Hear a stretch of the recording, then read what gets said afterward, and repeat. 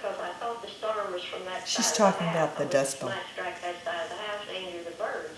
Suddenly, it just got as dark as night, just as if someone had pulled the blinds and darkened the room. I thought the end of the world had come. And I didn't have much time to pray, but I said, Lord, here I am if you want me. The documentary was filmed in 1960. I was 7 years old. And to listen to the way my family who I know very well, talked, is like, if we didn't have that film, we wouldn't realize that our accents had changed over time. And it's something you have to have recorded to compare back to, because you don't realize that it is changing. And the way that particularly some of the members of my family talked is amazing. This room is on top of the den, and it was built the same time the den was built.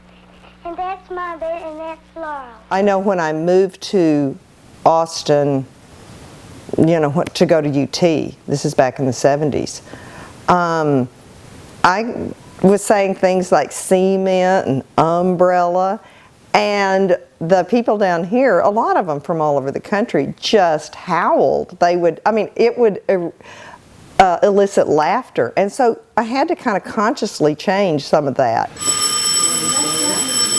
Students who come here to UT and who grew up in the country in Texas, who know very well how to sound very locally Texan, nonetheless they come here to Austin, where it's a more professional metropolitan surrounding, if you will, and choose not to sound Texan. So they can use a Texas sounding form of English if they want to, but they don't do that as frequently anymore as students in the 1970s, for example, 1970s or 80s did.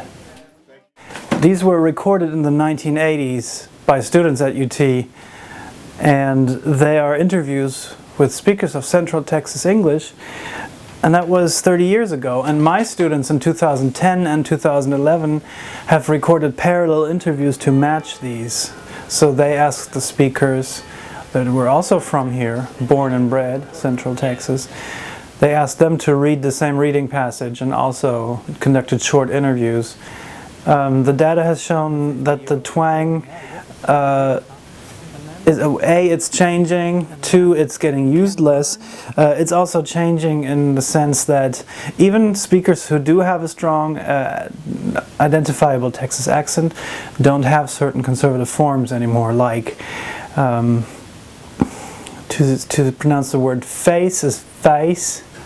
Did you hear that difference? That's a pretty conservative form of the dialect, and even the young people now don't really use that very often anymore. Sometimes you hear it, but it gets less frequent. Also, the pronunciation of high five is high five. That's what we call the monophthongization of the price vowel.